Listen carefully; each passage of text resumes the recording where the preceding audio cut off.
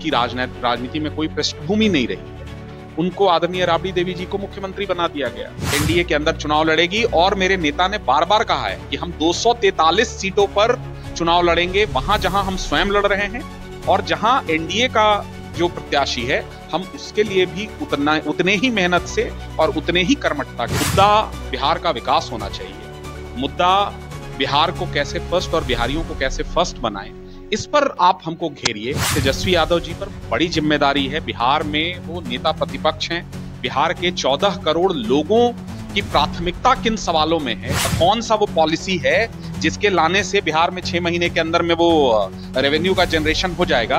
और कभी कैलकुलेट किए हैं कि 2500 इंटू स्वयं बिहार से जुड़ा हुआ है, जो बिहार की बेहतरी के लिए बात कर रहा है जनता के बीच में जाकर, उसकी निंदा या उसकी भर्त्सना आप कैसे कर सकते हैं? तो प्रशांत कहीं ना कहीं बिहार में अपना काम कर रहे हैं। एनडीए फॉर्मिडेबल है, एनडीए के सामने कोई लड़ाई नहीं है। मैं बार बार कह रहा हूं, मोदी जी केंद्र में बैठे हैं और बिहार में एनडीए की सरकार, उसके मुखिया नीतीश कुमार जी, लगातार काम हो रहा है। एक एक जिले में 400-400, 500-500 करोड़ की योजनाओं का सिर्फ लोकार्पण नहीं हुआ है। तो वो चिराग जी के जो है संबंधी हैं, इसका मतलब नहीं है कि वो उनको राजनीति करने का अधिकार नहीं है।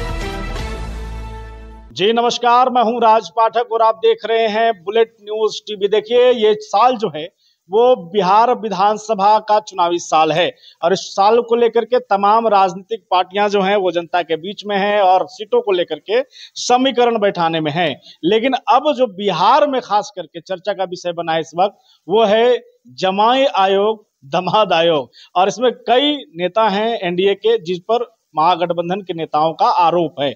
आज हमारे साथ में लोजपा रामविलास के प्रदेश प्रवक्ता कुमार सौरभ सिंह जी हैं। उनसे समझेंगे ये जो बवाल छिड़ा हुआ है बिहार में, क्या इनकी सोच है, क्या कुछ इनकी पार्टी की तरफ से स्टैंड है। सबसे पहले तो बुलेट न्यूज़ में स्वागत है आपका। बहुत बहुत धन्यवाद। आपके सभी दर्शकों को मेरी ओर से नमस्कार। सवाल ये है कि महागठबंधन के जो नेताओं पर परिवारवाद का आरोप लगाती रही एनडीए सरकार, उसी पर अब आरोप लग रहा है कि अब जमाई आयोग बना दिया गया है और तमाम वो नेता जो हैं वो अपने अपने परिजनों को सेट करने में लगे हैं। क्या कहेंगे? देखिए, ये अतिशयोक्ति है कहीं ना कहीं, बिकॉज अगर आप देखें तो प्रत्येक राजनीतिक दल से जुड़े जो लोग हैं उनके भी परिवार के लोग हैं और मेरा ऐसा मानना है कि लोकतंत्र में कौन नेता होगा, कौन नहीं होगा, ये अंततः जनता डिसाइड करती है। जैसे अब अगर आरोप प्रत्यारोप करना हो तो भाई आप बिहार वो दौर भूला थोड़े है जब आदरणीय लालू प्रसाद यादव जी पर चारा घोटाला और अलकतरा घोटाला के आरोप लगा और जब वो जेल गए, तब बिहार में कैसे एक अराजनैतिक रूप से, जिनकी राजनीति में कोई पृष्ठभूमि नहीं रही है, उनको आदरणीय राबड़ी देवी जी को मुख्यमंत्री बना दिया गया। और उस समय जो है वो साला आयोग बनाए थे, राष्ट्रीय जनता दल का एक साला आयोग बना था जिसमें बिहार जो है वो उनके 2 राइट और लेफ्ट हैंड साले चलाया करते थे। तो इस प्रकार की चर्चा में अगर बिहार को हम डालेंगे तो ये कहीं से सही नहीं है। ये चुनाव का वर्ष है, मुद्दा बिहार का विकास होना चाहिए, मुद्दा बिहार को कैसे फर्स्ट और बिहारियों को कैसे फर्स्ट बनाएं, इस पर आप हमको घेरिए। अब अरुण भारती जी जो हैं हमारे बिहार के प्रभारी और माननीय सांसद हैं, तो वो चिराग जी के जो है संबंधी हैं, इसका मतलब नहीं है कि वो उनको राजनीति करने का अधिकार नहीं है। वैसे ही अगर मृणाल जी जो 3 बार चुनाव लड़े हैं, हाँ, लंबे समय से उनके परिवार की पारिवारिक पृष्ठभूमि रही है, मांझी जी ने अगर अपने दामाद को बनाया है, तो आप ठीक है, आप सवाल उठा सकते हैं। लेकिन मैं फिर कहूंगा कि आदरणीय तेजस्वी यादव जी पर बड़ी जिम्मेदारी है। बिहार में वो नेता प्रतिपक्ष हैं, बिहार के 14 करोड़ लोगों की प्राथमिकता किन सवालों में है, इस पर भी उनको विचार करना चाहिए। आप इस प्रकार के चुटकुले बिहार को सुनाते रहेंगे, इससे कोई फायदा नहीं होगा। एक सवाल लगातार लोजपा को लेकर के उठते रहा है कि बिहार फर्स्ट, बिहारी फर्स्ट की बात करने वाली लोजपा परिवार फर्स्ट और जो बचा तो फिर पैसा फर्स्ट, इसमें कैसे आ गई? देखिए, फिर इस प्रकार की निराधार चीजों का जवाब भी देना अपने आप में उसको मैं इसको प्रासंगिक ही नहीं मानता हूं। कारण ये है कि भाई आप आज देखिए हमारा जो फोकस है, हमारे नेता बार बार क्या कहते हैं, हमारे नेता आदरणीय चिराग पासवान जी का जो समीकरण है वो माई समीकरण है। माई में एम जो है महिला और वाई जो है युवा यानी यूथ है। आप देखिए 5 लोकसभा के की सीटें हमें मिली और उसमें 2 महिलाएं और युवा, हमारे बाकी के तीनों सांसद जो हैं वो युवा की श्रेणी में आते हैं। तो एक समीकरण गढ़ना और एक समीकरण पर चलना, भाई हमारा ही दल है जिसमें देश की सबसे युवा महिला सांसद सांभवी चौधरी हैं, हमारा ही दल है जिसमें राजेश वर्मा जी बिल्कुल युवा हैं, वीना सिंह जी महिला हैं, चिराग जी पहले से सांसद रहे हैं और अरुण भारती जी, मुझे लगता है उनके पृष्ठभूमि पर या उनके जो है बैकग्राउंड पर कोई सवाल नहीं उठा सकता है। जमुई में जिस प्रकार का काम कर रहे हैं या बिहार, झारखंड, उत्तर प्रदेश की जिम्मेदारी उनको दी गई है, जिस प्रकार का संगठनात्मक कार्य वो कर रहे हैं, कोई प्रश्न चिन्ह नहीं होना चाहिए इस पर। परिवार कहाँ हमारे लिए, हमारे नेता के लिए कल भी बिहार फर्स्ट था, आज भी बिहार फर्स्ट है और किसी भी प्रकार के निराधार चीजों को बिना तथ्यों के सामने रखना मेरे ख्याल से राजनीति में से बचना चाहिए। चिराग पासवान को लेकर चर्चा है बिहार में आने की, आप भी एक पोस्ट डाले हुए थे कि आइए जनरल सीट में लड़ने के बाद तो चित्तौड़गढ़ में आकर लड़िए, क्या कहेंगे, क्या योजना है चिराग का बिहार आने की? क्या देखिए, मैं आपको इसके लिए लगभग 11 वर्ष पूर्व लेकर जाऊंगा। देखिए 2014 में हमारे नेता की एंट्री हुई राजनीति में और तब से लेकर आज तक 11 वर्षों में बिहार सदैव उनका फोकस रहा है। ये अलग बात है कि एक सांसद के रूप में ज्यादातर उनका समय पिछले 10 वर्षों में, 11 वर्षों में दिल्ली में बीता। हमारे श्रद्धेय संस्थापक का भी ये सपना था कि बिहार में, बिहार के लोगों के लिए हम ज्यादा से ज्यादा करें। कमोबेश हमारे संस्थापक आदरणीय परम श्रद्धेय रामविलास पासवान जी की राजनीति भी केंद्र आधारित रही। 5 दशकों की राजनीति में कुछ एक समय था जब बिहार में केंद्रित था, बाकी केंद्र आधारित ही राजनीति हुई। बिहार में आज जो सेंटिमेंट है और एक कार्यकर्ता के रूप में जो हम सबका सेंटिमेंट है वो ये है कि हमारे नेता बिहार पर कैसे उनका ज्यादा से ज्यादा समय मिले, बिहार को, बिहार पर ही केंद्रित राजनीति आज भी वो कर रहे हैं। लेकिन चूंकि कई प्रकार के दायित्वों, एक केंद्रीय मंत्री के रूप में, एक सांसद के रूप में, एक राष्ट्रीय अध्यक्ष के रूप में, बाकी के भी राज्य हैं वहां का भी कार्य देखना है, तो समय जो है वो जितना शायद मिलना चाहिए बिहार को उतना नहीं दे पा रहे हैं। इस कारण से पार्टी का ऐसा मानना है और हम कार्यकर्ताओं की भी इच्छा है कि बिहार को पूरी तरीके से फोकस करते हुए हमारे नेता बिहार केंद्रित अपनी राजनीति करें। और ये कमोवेश उन्होंने कह भी दिया है कि हाँ, अगर पार्टी ने ये तय किया तो हम बिहार आएंगे, हम बिहार चुनाव भी लड़ेंगे और हो सके तो एक जनरल सीट से चुनाव लड़ेंगे, ताकि बार बार जो उनको एक कास्ट, एक क्रीड में बांटने की कोशिश या बांधने की कोशिश की जाती है कुछ एक हमारे शुभचिंतकों के द्वारा, उस पर सदैव के लिए पूर्ण विराम रखे कि चिराग पासवान किसी एक जाति विशेष के नेता नहीं है, वो बिहार के 14 करोड़ जनता के हैं, वो बिहार के युवाओं के हैं, बिहार की महिलाओं के लिए हैं,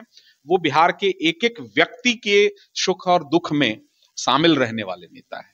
एक सवाल लोगों के मन में आ रहा है कि एनडीए बिहार विधानसभा चुनाव को लेकर कितना मजबूत है, कि चिराग पासवान आते हैं, आरा में सभा करते हैं, राजगीर में सभा होनी है और आप ही के गठबंधन के घटक दल के एक नेता उपेंद्र कुशवाहा की पार्टी, वो भी लगातार जहां आप कर रहे हैं वहां वो भी कर रहे हैं, आगे पीछे कर रहे हैं, अभी वो गया में करने वाले हैं, क्या कहेंगे, एकजुट है या द्वंद चल रहा है हिस्सेदारी को लेकर? देखिए, 2 चीजें समझनी होगी इसमें। ये सही है कि बिहार का विधानसभा चुनाव अब बिल्कुल नजदीक है। अभी आपको याद होगा कि बिहार के में 38 जिले हैं और संगठनात्मक रूप से 42 जिले हैं। अभी हाल ही में 5 दलों के प्रदेश अध्यक्ष जो है वो सभी बिहार के सभी जिलों में एक साथ न सिर्फ नेता बल्कि बूथ स्तर के, प्रखंड स्तर के, जिला स्तर के कार्यकर्ताओं का महाजुटान प्रत्येक जिले में हुआ और इससे एक बहुत क्लियर मैसेज गया कि कहीं ना कहीं जो लोकसभा चुनाव में एक भ्रम की स्थिति फैलाने की कोशिश की गई थी, उसमें हमको मगध और शाहाबाद में बहुत बड़ा नुकसान भी हुआ, जहां बूथ या नीचे के कार्यकर्ताओं में आपस में समन्वय नहीं बैठ पाया था लोकसभा में। इसलिए पांचों दलों के प्रदेश अध्यक्ष और सभी जो वरिष्ठ कार्यकर्ता और बूथ स्तर के जो कार्यकर्ता थे, इनका एक समागम हुआ। लेकिन हमको ये भी समझना होगा राज जी कि हम गठबंधन में हैं, एनडीए में 5 दल हैं, लेकिन पांचों दलों की अपनी अपनी प्राथमिकताएं अपने दल और अपने कार्यकर्ताओं के प्रति भी है। और इसमें अगर आप देखेंगे तो चाहे वो भारतीय जनता पार्टी हो या जनता दल यूनाइटेड हो या लोक जनशक्ति पार्टी रामविलास हो या आरएलएम हो या हम हो, ये सभी दल अपने अपने दलों के पॉइंट ऑफ व्यू से कार्यक्रम करते रहते हैं। जैसे अभी माननीय प्रधानमंत्री आदरणीय नरेंद्र मोदी जी का आना हुआ समान में, ठीक है, वो एक हमारे प्रधानमंत्री हैं तो केंद्रीय मंत्री के रूप में हमारे नेता भी थे और सभी नेता मंच पर थे। कल हो सकता है कि भारतीय जनता पार्टी के आदरणीय प्रदेश अध्यक्ष जी अपना कोई कार्यक्रम कहीं करें, तो इससे किसी को क्या आपत्ति हो सकती है। वैसे ही आदरणीय उपेंद्र जी अगर गया में कार्यक्रम कर रहे हैं तो वो एनडीए के अंदर ही कहीं ना कहीं उससे मजबूती आनी है।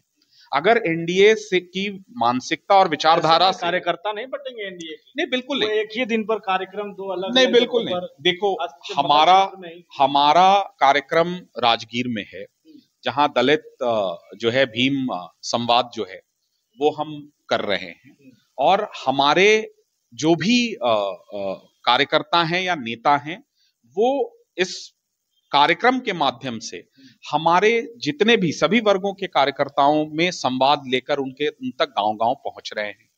इससे फायदा ये होता है कि आपका चुनाव के पहले सभी जगहों पर लोग क्या सोच रहे हैं, लोगों से संवाद लगातार स्थापित रहता है। तो अगर कहीं ना कहीं उपेंद्र जी भी गया में कोई कार्यक्रम कर रहे हैं तो इसका फायदा आने वाले समय में कहीं ना कहीं एनडीए को ही मिलना है। इसमें कहीं कोई द्वंद्व की स्थिति नहीं है। कल फिर हमारा लगातार हर 15 दिन में लोक जनशक्ति पार्टी रामविलास का कार्यक्रम अब लगभग तय है और ये चुनाव तक चलता रहेगा। तो इसमें कहीं कोई परेशानी नहीं है। अगर कोई और दल भी उसी दिन उसी जगह भी कार्यक्रम करते हैं तब भी हमको परेशानी नहीं होगी। भीड़ को लेकर के चर्चा खूब है कि चिराग जी में भीड़ आ रहा है तो हम भी चाहेंगे तो भीड़ बुला लेंगे। आप ही के भाई लोकतंत्र में सफलता या जो है सक्सेस का पैमाना ही भीड़ होता है। हम अभी आरा में हमारा कार्यक्रम हुआ, पैसे देकर भी बुला रहे हैं आपको। जीतनराम मांझी जी तो करेगा, ऐसा भीड़ हम भी बुला लेंगे। आदरणीय जीतनराम मांझी के किसी भी उनके वक्तव्य पर कोई टिप्पणी करना मैं उचित नहीं समझता हूं। हम एक ऐसा दल हैं जहां आप भी कई कार्यक्रम चिराग जी का कवर कर चुके हैं स्वयं। एक ऑटो भी शायद हम लोग देने के कंडीशन में नहीं होते हैं।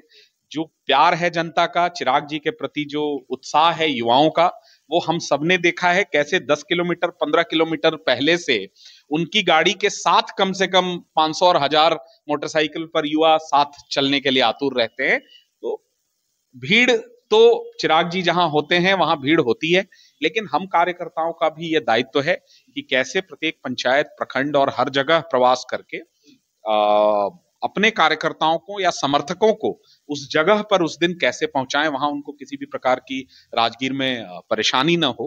ये हम लोगों का कार्य हमेशा। एक सवाल मेरा होगा आपसे, प्रदेश प्रवक्ता भी हैं आप। 2020 में चिराग अकेले चुनाव लड़ते हैं, 100 से अधिक सीटों पर चुनाव लड़ते हैं। वो तमाम नेता इंतजार में हैं, सीटों का बंटवारे का समय आ गया है। कितने सीटों पर लोजपा लड़ने वाली है, उन तमाम नेताओं का क्या होगा जो चुनावी मैदान में उतरे? देखिए, मुझे लगता है कि राजनीति कोई एक इवेंट नहीं होता है, राजनीति एक प्रोसेस है। और जो भी हमारे सम्मानित नेता जो चुनाव लड़े थे, उन सब आज भी वो पार्टी में कहीं ना कहीं सक्रिय हैं। वो अपने अपने जगह पर उनका आज भी दावा है कि शायद हमारे मिल जाए। क्यों नहीं, क्यों नहीं, बिल्कुल सबको। देखिए, जो भी पॉलिटिक्स कर रहा है या राजनीति कर रहा है उसका अंतिम ध्येय चुनाव ही होता है। आखिर वो अपनी लोकप्रियता को या अपने जो समर्थन को कैसे साबित करेंगे। तो जो भी हमारे नेता हैं या जो भी चुनाव लड़े थे वो सब लोग अपने अपने जगह सक्रिय हैं, उनके सबके अपने अपने दावे मजबूत हैं। इसके साथ बहरहाल एनडीए में 5 दल हैं, 5 दलों में सबसे बड़ा दल भारतीय जनता पार्टी और जनता दल यूनाइटेड है। उसके साथ साथ लोक जनशक्ति पार्टी रामविलास हो या आरएलएम हो या हम हो, ये गठबंधन के अंदर सीटों के बंटवारे को लेकर जो शीर्ष स्तर पर बातें होनी चाहिए, वो सभी बातें अपने अपने जगह पर बिल्कुल सही चल रही है। कहीं कोई मतभेद मनभेद किसी भी प्रकार की चीजें नहीं है। कितनी सीटें मिलेंगी आपका ये जो सवाल है, तो मेरे नेता ने पहले ही कहा था कि हम जितनी सीटें हमको मिलनी चाहिए उतनी सीटें मिलेंगी, और जैसी सीट या जो सीट हमें चाहिए वो भी मिलेंगी। तो मेरे नेता, मेरे राष्ट्रीय अध्यक्ष का बयान इस मामले में पहले ही आ चुका है। आप विश्वास रखिए, लोक जनशक्ति पार्टी रामविलास अच्छी सीटों पर एनडीए के अंदर चुनाव लड़ेगी, और मेरे नेता ने बार बार कहा है कि हम 243 सीटों पर चुनाव लड़ेंगे, वहां जहां हम स्वयं लड़ रहे हैं, और जहां एनडीए का जो प्रत्याशी है हम उसके लिए भी उतने ही मेहनत से और उतने ही कर्मठता के साथ चुनाव लड़ेंगे। अब बात करते थोड़ा महागठबंधन को लेकर के। महागठबंधन ने लगातार कई घोषणाएं किए हैं। माई बहिन मान योजना को लेकर बात करें, 2500 देने, बिजली बिल की बात करें, फ्री करने की बात कर रहे हैं वो 200 यूनिट तक, और 500 रुपए सिलेंडर। क्या कहेंगे? तेजस्वी तो दावा कर दिया है कि जो हम घोषणा कर रहे हैं उससे पहले ही एनडीए सरकार मान जा रही है। पहले तो मेरे छोटे भाई हैं और बिहार के माननीय नेता प्रतिपक्ष हैं, मेरा उनसे निवेदन होगा कि पहले तो इस योजना का नाम हो सके तो बदल दें। ये माई बहिन योजना, माई बहिन बहुत अजीब तरीके, उसमें मर्दन लगाना भूल गए हैं। वो भूल गए हैं 90 के दशक में माई बहिन मान मर्दन कैसे होता था बिहार में। तो देखो, चीजों को आप जो कह रहे हो और आपकी विचारधारा दोनों में बहुत फर्क है। पहली बात तो ये है कि अगर आपने बिहार को ये रोड मैप दिया है, चलिए आपकी बात मान लेते हैं कि हम इतनी नौकरी देंगे, हम इतना जो है 2500 रुपए देंगे, तो सामने आकर ये भी बताएं ना कि इसका बजटरी प्रोविजन कहां से होगा, इसके लिए जो है कौन सा वो पॉलिसी है जिसके लाने से बिहार में 6 महीने के अंदर में वो रेवेन्यू का जनरेशन हो जाएगा। और कभी कैलकुलेट किए हैं कि 2500 इंटू सो नंबर आने पे कितना 1000 करोड़ या कितना कॉस्ट आएगा? अगर वो किए हैं तो जनता को बताना चाहिए। खाली है, देखिए अभी दे दिए। नहीं, कौन दे दिया है? तेजस्वी तो बोले कि जब हम आते हैं सत्ता में तो नौकरी देते हैं, नहीं थे तो कहते कहां से देगा। तो एक बात बताइए, वो सत्ता में कब आए हैं कि वो दे दिए? नीतीश जी के साथ। अरे भाई, नीतीश जी के साथ उप मुख्यमंत्री जो होता है, एक पद जो है वो क्या एक संवैधानिक पद है? उप मुख्यमंत्री एक मंत्री होते हैं और कैबिनेट का हिस्सा होते हैं। मुख्यमंत्री जो हैं उन्हीं के कलम से सारी चीजें होती हैं। आज के दिन में जो भी कार्य बिहार में हो रहे हैं वो माननीय मुख्यमंत्री नीतीश कुमार जी के नेतृत्व में हो रहा है। तो कल भी अगर कोई कार्य हुआ था तो माननीय मुख्यमंत्री नीतीश कुमार जी के ही न कार्यकाल में हुआ था जी, कि तेजस्वी यादव मुख्यमंत्री बन गए थे बिहार के। या अगर इस मुगालते में वो हैं तो इसीलिए आदमी को पढ़ना लिखना चाहिए। पढ़ाई लिखाई का महत्व या अनुभव का महत्व यही होता है कि आदमी उल जलूल बात नहीं करता है। नौकरी वो दे दिए थे 10 लाख।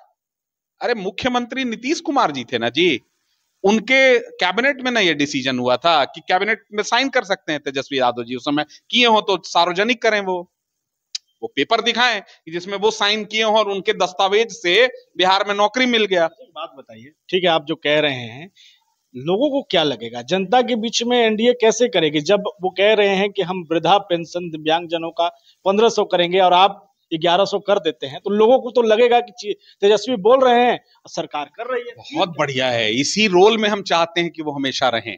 इतना बढ़िया नेता प्रतिपक्ष कहाँ मिलेगा कि भाई जो वो मांग कर रहे हैं हमारे मुख्यमंत्री उसको पूरा कर रहे हैं।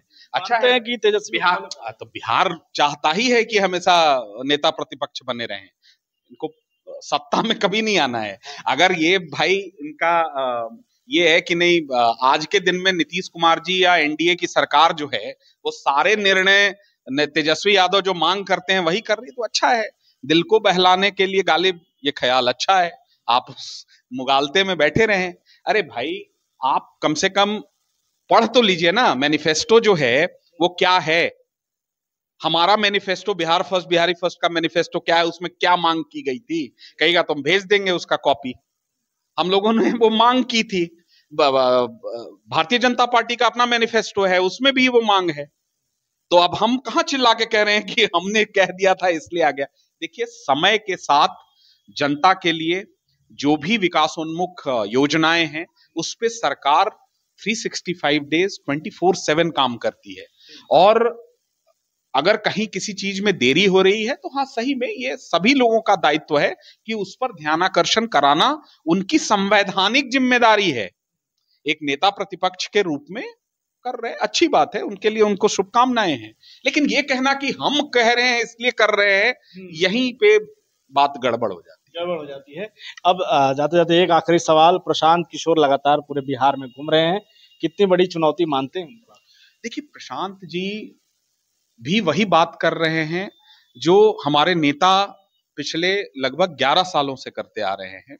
और 2020 के बाद औपचारिक रूप से Bihar first, Bihari first vision document के माध्यम से वो सारी बातें प्रशांत जी वही कर रहे हैं जो कहीं ना कहीं हमारे विजन डॉक्यूमेंट में पहले से लिखा हुआ है कि कैसे शिक्षा जो बिहार से बाहर चली गई, शिक्षा का पलायन हो गया, जहां पढ़ने वाले भी बिहारी, पढ़ाने वाले भी बिहारी, कोचिंग खोलने वाले भी बिहारी, मेस चलाने वाले भी बिहारी, लेकिन रेवेन्यू जो है वो कहीं ना कहीं अन्य राज्यों को जा रहा है। कहीं ना कहीं कैसे हम एक बार फिर बिहार इंडस्ट्रियलाइजेशन की ओर बढ़े, कैसे हम बाढ़ की समस्याओं से, सप्तकोसी रिवर जो है उसकी जो समस्या रही है विकराल, आधा बिहार बाढ़ से और आधा बिहार सुखाड़ से जो हम जूझ रहे हैं, इन सारे मूलभूत चीजों को लेकर प्रशांत जी भी घूम रहे हैं बिहार में। और बिहार के लोगों के बीच जो भी जाएगा उनको फायदा होगा, मेरी शुभकामनाएं हैं। अब वो चुनावी रूप से कितना सक्सेसफुल होता है या नहीं होता है, वो जस्ट 3 महीने बचे हैं। सवाल ये आ जाता है, आप प्रशांत किशोर का पक्ष ले रहे हैं, एक वरिष्ठ पत्रकार कह रहे हैं कि आने वाले समय में हो सकता है कि चिराग और प्रशांत मिल जाए, हो सकता है क्या? अरे भाई, मतलब अब हम क्या कहें कि प्रशांत जी बहुत गलत काम कर रहे हैं बिहार में जो है घूमकर। प्रशांत जी अगर, प्रशांत इसलिए तो कहती है महागठबंधन की बी टीम है बात। अरे बाबा, बट अब आप जब तारीफ करिएगा तो यही होगा। अरे ये कैसे मान ले कि प्रशांत जी जो है महागठबंधन के बी टीम नहीं है, जब उनका सरकार बनाने के लिए 2015 में काम कर रहे थे तब ए टीम थे। जी को उप मुख्यमंत्री कौन बनाया था? तेजस्वी यादव को। और प्रशांत किशोर उसके लिए काम किए थे ना जी, तो तब ए टीम थे, अब बी टीम हो गए। ये इस प्रकार की बेतुकी बातें, भाई कोई भी व्यक्ति जो बिहार से जुड़ा हुआ है, जो बिहार की बेहतरी के लिए बात कर रहा है जनता के बीच में जाकर, उसकी निंदा या उसकी भर्त्सना आप कैसे कर सकते हैं? तो प्रशांत कहीं ना कहीं बिहार में अपना काम कर रहे हैं। एनडीए फॉर्मिडेबल है, एनडीए के सामने कोई लड़ाई नहीं है। मैं बार बार कह रहा हूं कि 2010 में 206 सीटें आई थी एनडीए को, इस बार 225 का आंकड़ा एनडीए क्रॉस करेगी। ये बात ऑन रिकॉर्ड हम कह रहे हैं, चुनाव के बाद भी हम मिलेंगे। और एनडीए के सामने कोई लड़ाई नहीं है। एक तरफ वो घोर अंधकार में जंगल राज का युग था, और अब कहीं ना कहीं डबल इंजन, जहां भारत के यशस्वी प्रधानमंत्री नरेंद्र मोदी जी केंद्र में बैठे हैं और बिहार में एनडीए की सरकार, उसके मुखिया नीतीश कुमार जी, लगातार काम हो रहा है। एक एक जिले में 400-400, 500-500 करोड़ की योजनाओं का सिर्फ लोकार्पण नहीं हुआ है, उसका उद्घाटन हुआ है, आप उसके साक्षी रहे हैं। तो जो कहते हैं वो करते हैं वाली नीति के साथ हम लोग आगे बढ़ रहे हैं। कहीं कोई चैलेंज नहीं है, कहीं कोई लड़ाई नहीं है, लेकिन हम इस ओवर कॉन्फिडेंस में भी नहीं है। हम लगातार, लोक जनशक्ति पार्टी रामविलास और उसके माननीय राष्ट्रीय अध्यक्ष ने कहा है कि हम सभी 243 सीटों पर अपनी तैयारी कर रहे हैं, ताकि जहां से हम लड़ रहे हैं और जहां हमारे घटक दल के प्रत्याशी लड़ रहे हैं, हम दोनों पर उतनी ही मजबूती से लड़ेंगे। चलिए, जाते जाते आप चूंकि औरंगाबाद से हैं, मेडिकल कॉलेज को लेकर औरंगाबाद वासी सालों से इंतजार कर रहे थे, और अब उसमें अड़चन जब आई, कांग्रेस विधायक ने कहा कि सरकार को करना चाहिए, नीतीश कुमार के करने के बावजूद भी अड़चन जब आ रही है तो सवाल है कि श्रेय न ले ले सदर विधायक, इसलिए ये अड़चन लगाया गया है। क्या कहेंगे? नहीं नहीं, ऐसी कोई बात नहीं है। देखिए, पर भी बीजेपी वाले ही बैठे हैं। देखिए, ऐसी कोई बात नहीं है। देखो, आप ऐसा समझो कि लगभग एक छोटे से टेक्निकल रीजन के कारण सेंट्रल स्कूल का मामला बहुत दिनों तक लंबित रहा, लगभग एक दशक तक लंबित रहा। आज सेंट्रल स्कूल का मामला सुलझ गया है। आप मेडिकल कॉलेज की मांग, ठीक है, सभी नेताओं ने कहीं ना कहीं अपने स्तर से की होगी, बट उसका श्रेय कोई अब नहीं ले सकता है, इसलिए कि वो श्रेय नीतीश कुमार जी ने आकर अचानक उसकी घोषणा की, और वो अस्पताल से संबंधित कोई टेक्निकल इशू आ रहा है, जमीन से संबंधित जहां तक मेरी जानकारी है कि वो टेक्निकल इशू आ रहा है, लेकिन सरकार के अंदर का ये विषय है। मुझे नहीं लगता है कि इसमें कोई परेशानी होगी। हाँ, हो सकता है कि उसमें महीना 2 महीना का समय लगे, लेकिन उस पर कार्य चल रहा है। हम लोग भी संवाद कर रहे हैं। हम लोगों का भी इस मामले में डायलॉग प्रोसेस प्रदेश के स्वास्थ्य मंत्री जी से हुआ है और उन्होंने कहा है कि ये मामला ऑन टॉप प्रायोरिटी है और जल्द से जल्द देव में या अन्य किसी जगह पर जहां भी जिला प्रशासन जमीन चिन्हित करेगा वहां मेडिकल कॉलेज जल्द से जल्द औरंगाबाद को मिले। ये हम सबकी मांग है, हम सबकी चाहत है और ये बनेगा और एनडीए सरकार में ही बनेगा। बहुत धन्यवाद हमारे साथ जुड़ने के लिए। कुमार सौरभ सिंह जी थे प्रदेश प्रवक्ता लोक जनशक्ति पार्टी रामविलास के और बड़ी बेबाकी के साथ तमाम मुद्दों पर बातचीत कर रहे थे। लोजपा रामविलास की रणनीति को लेकर के, एनडीए गठबंधन की मजबूती को लेकर के खुल करके इन्होंने बात किया है और खास करके महागठबंधन के नेताओं के बयान पर भी इन्होंने करारा जवाब दिया है। लगातार इस तरीके के अपडेट आपको देते रहेंगे। बहुत धन्यवाद।